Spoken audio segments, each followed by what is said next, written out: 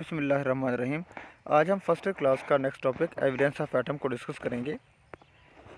तो evidence of atom को क्यों डिस्कस करते हैं, उसकी रीज़न मेन तो एक यही है कि इंस्टेड ऑफ एग्जामिनेशन के बगैर कि एग्जामिनेशन पॉइंट ऑफ व्यू के हवाले से देखें तो वेरी इंपॉर्टेंट है, लेकिन उसके साथ साथ study size of atom by which we can measure the properties of matter. कि अगर हम एटम को स्टडी जब करेंगे कि एटम की एविडेंस देखेंगे कि एटम किस तरह से होता है, उसका मास कितना होता है, और उससे हम डिफरेंट प्रॉपर्टीज़ मेजर कर सकते हैं कि एक मैटर जो है वो उसकी किस तरह की प्रॉपर्टीज़ होती हैं और वो किस तरह डिफरेंट एटम मिलकर मैटर को बनाते हैं। उसके बाद है कि use of microscope is helpful to know smallest particles and their reactions for production of helpful chemicals. ये यूज़फुल केमिकल्स बनाने के लिए भी वेरी इंपॉर्टेंट है कि देखें, अगर हम जो माइक्रोस्कोप जो है उसके हवाले से छोटी छोटी चीज़ों को देखते हैं, हम एटम मॉलिक्यूल की शेप वगैरह को देखते हैं, जिसकी वजह से हम ये मेजर कर सकते हैं कि आने आने वाले जो हमारे नए कंपाउंड्स हैं वो किस तरह के होते हैं और नए कंपाउंड किस तरह से बनेंगे और उनमें से कौन से कंपाउंड हेल्पफुल हैं हमारे लिए और किस तरह से मतलब है कोई चीज़ कितनी रिक्वायर होती है हर प्लांट को, एनिमल्स को। इस ये वेरी इंपॉर्टेंट स्टडी है, इस बेस पे हम इसको स्मॉलेस्ट चीज़ों को ऑब्जर्व करें। तो लर्निंग ऑब्जेक्टिव्स हैं कि आज के टॉपिक में हम क्या सीखेंगे कि study size of atom and it's measurement, के एटम का साइज़ किस तरह से होता है और किस तरह से हम उसको मेजर करते हैं। उसके बाद है कि differentiate between ordinary microscope and electron microscope, ordinary microscope और इलेक्ट्रॉन माइक्रोस्कोप में क्या डिफरेंस है, और to know mass and diameter of atom, कि हम एटम जो है एक छोटा सा जो एटम शुरू से देखते आ रहे हैं कि एटम होता है तो उसका मास और डायमीटर क्या होता है, उसको किस तरह से स्टडी करेंगे और वो होता क्या चीज़ है उसके बारे में सब कुछ देखेंगे। तो size and shape of atom के हवाले से अगर हम देखें तो लिखा कि it is not possible to see atom directly but by using electron microscope nearly evidence of atom obtained. यानी कि एटम को डायरेक्टली हम नहीं देख सकते कि एक एटम चूँकि बहुत ही छोटा होता है तो उसको डायरेक्टली देखा ही नहीं जा सकता आम आँख से, लेकिन हम इलेक्ट्रॉन माइक्रोस्कोप को यूज़ करेंगे तो हम करीब तरीन उसकी एविडेंस को चेक कर सकते हैं कि किस तरह से एटम पाया जाता है और किस तरह की उसकी शेप होती है, ये हम उसके बारे में एक नज़रिया ले सकते हैं। तो ये जो शेप आपको साथ में दिखाई गई है तो ये एक्चुअली ग्रेफाइट की एक पार्टिकल की शेप है जो कि 15 मिलियन टाइम मैग्नीफाइड किया गया है। यानी कि अगर हम इसको जूम करें 15 मिलियन टाइम, ये 15 मिलियन टाइम इसको बड़ा करके दिखाया गया है। तो इतना बड़ा अगर टुकड़ा मतलब है कि आपको अगर दिखाया जाएगा तो उसमें जो शेप आपको जो नज़र आ रही है ये इलेक्ट्रॉन माइक्रोस्कोप से ली गई। इसमें जो वाइट बैंड आपको नज़र आ रहे हैं दरमियान में ब्लैक के साथ साथ जो वाइट हैं अल्टरनेटिंग में, तो ये जो है एक्चुअली कार्बन के एटम्स हैं। ये ऑब्ज़र्व किया गया था उन्होंने जब ये पहली मरतबा इसको देखा। तो उसके बाद है कि हमारे पास कि ऑर्डिनरी माइक्रोस्कोप और इलेक्ट्रॉन माइक्रोस्कोप में क्या डिफरेंस है। कि देखें कि इलेक्ट्रॉन माइक्रोस्कोप हम यूज़ करते हैं कि हमने ऑर्डिनरी माइक्रोस्कोप क्यों नहीं यूज़ की और उसकी पीछे रीज़न क्या थी एटम के हवाले से।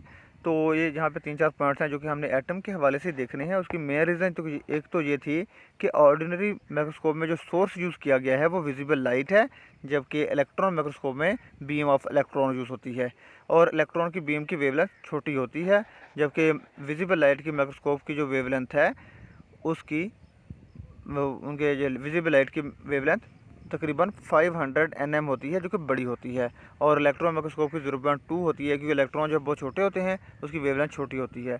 तो नॉर्मली आपको बताता चलूँ कि एक्चुअली वेवलेंथ जितनी होगी, अगर उससे वेवलेंथ से जो छोटा कोई ऑब्जेक्ट होगा उसको हम उससे इजीली मेजर नहीं कर सकते, लेकिन अगर ऑब्जेक्ट उसकी वेवलेंथ से थोड़ा सा बड़ा है तो वो इजीली मेजर किया जा सकेगा।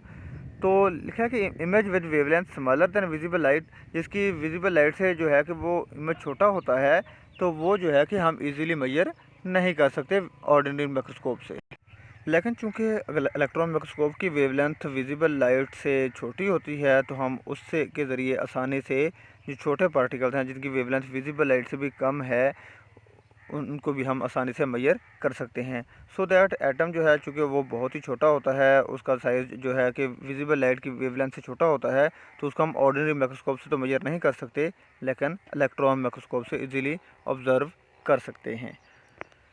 तो उसके बाद है कि diameter and message of atom, क्योंकि एटम इतना छोटा होता है तो हम किस तरह से हमें पता चला कि एटम का डायमीटर इतना है, एटम के एक्चुअली साइज़ इतना है, उसका मैस इतना होगा, वो हम कैसे मेजर करते हैं। क्योंकि हम जो हमारे पास जो तराजू होते हैं वो अबाउट 0.1 या 0.01 ग्राम तक हम उसको मेजर कर सकते हैं, लेकिन इतना छोटा जो है कि उसका मैस हम कैसे मेजर करेंगे, उसके बारे में डिस्कस किया गया है कि जब 20th सेंचुरी में एक्सरे के ऊपर काम किया गया, एक्सरे की डिस्कवरी वगैरह हुई, तो उससे क्या देखा गया कि डायमीटर ऑफ एटम जो होता है वो 2 × 10⁻⁻10 मीटर यानी कि 0.2 नैनोमीटर तक होता है।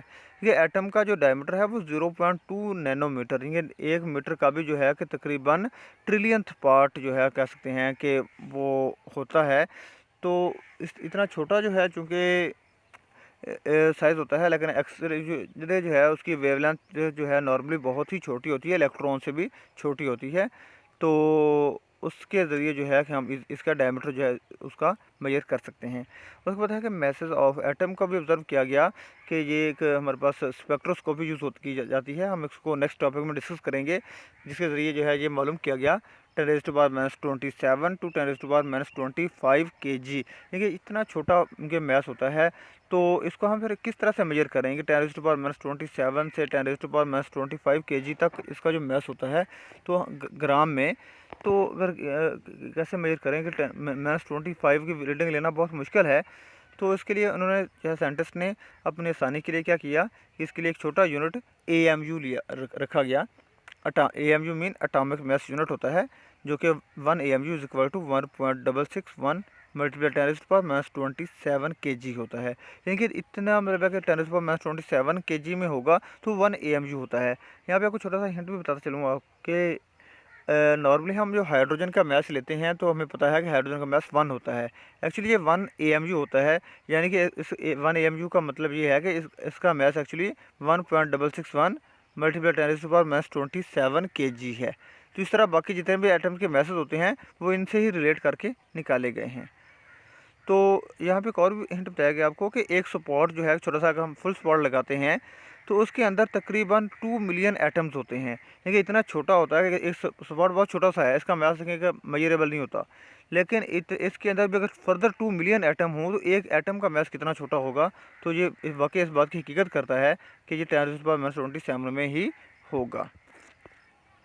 तो ये था आज का हमारा टॉपिक। इससे कुछ रिलेटेड क्वेश्चंस हैं कि पूछा जा सकता है कि discuss evidence of atom. Evidence of atom हमने डिस्कस की कि किस तरह से एटम मतलब पाया जाता है और उसकी शेप किस तरह से होती है, मतलब कितना छोटा होता है वो।